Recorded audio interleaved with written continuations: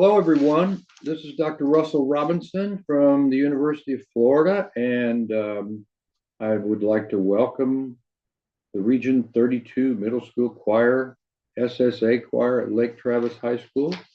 Welcome them to my little area here. This is my home studio where I do a lot of writing and I do a lot of recording,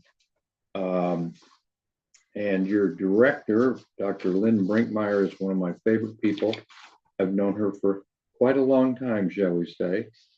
And you're doing the Sicut Cervus by Palestrina. It's a lovely, lovely piece. I love writing arrangements of classics, Renaissance, madrigals, all of those things. It doesn't get any better than that.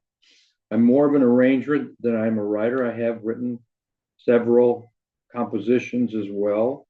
But let's talk about this.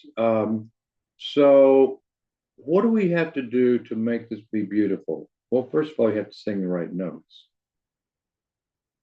But beyond that, and I'm going to be in my own key, if you don't mind. It starts here. This is in the key of the key of B flat for you.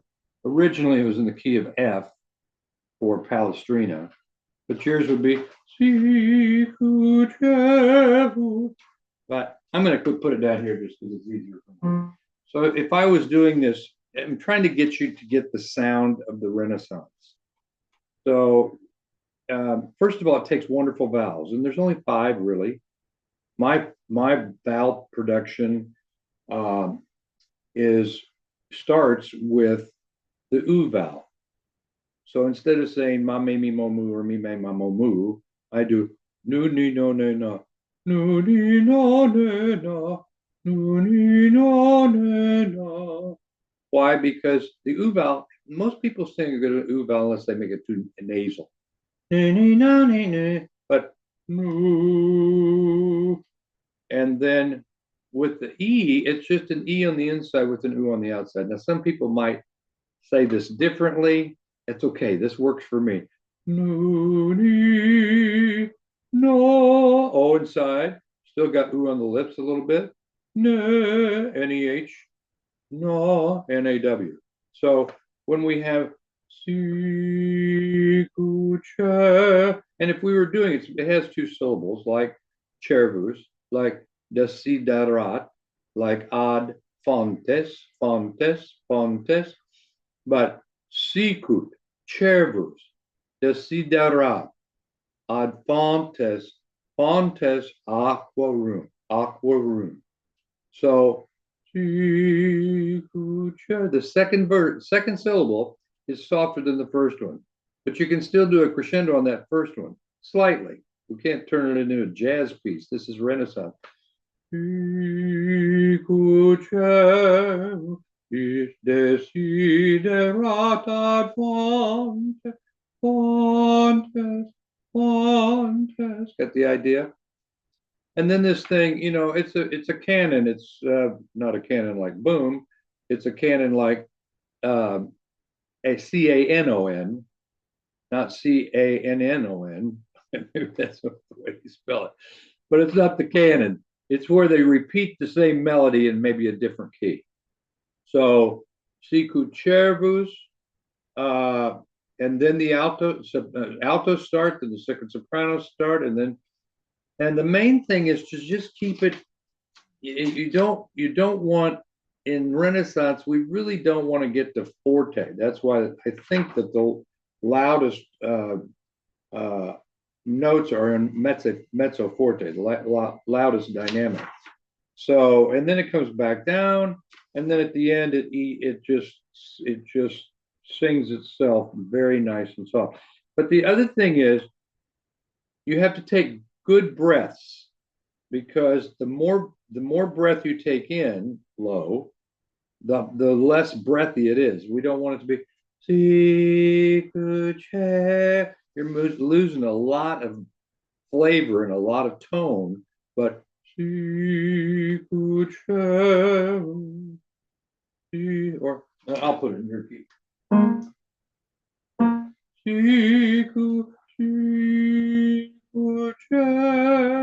Sicut, Got the idea? So I hope you have a lot of fun with this.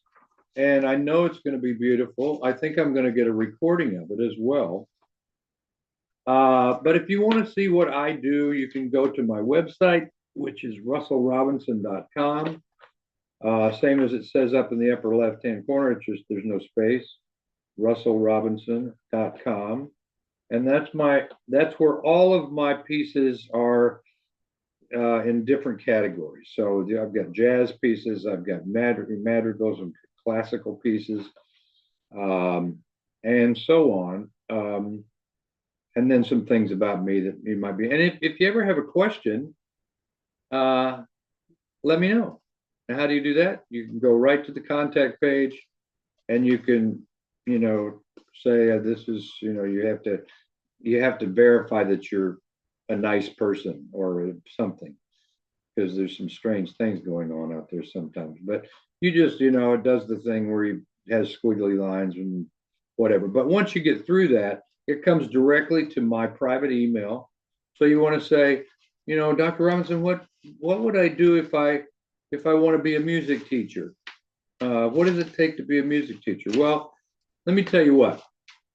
All of you are what I call musicians. Okay? Yeah, you don't know where you are on the 1 to 10 scale. Okay, I know this is what I want. I know this is what I want to do the rest of my life. Be careful with that. But you can always be a musician, whether you do it for a living or not. And like Dr. Brinkmeyer, I call myself a musician educator, not a music educator, but a musician educator. What that means is we're musicians and we're trying to teach you how to be musicians.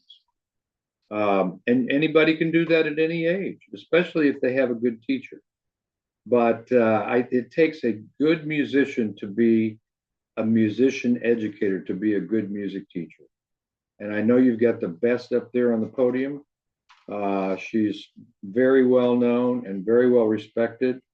And I have the greatest respect for her. And I'm very honored that you're doing, not the blue piece, that you're doing the purple piece. Okay. And I hope this was helpful for you, and just have a great time. I know it's going to be great. Thank you so much.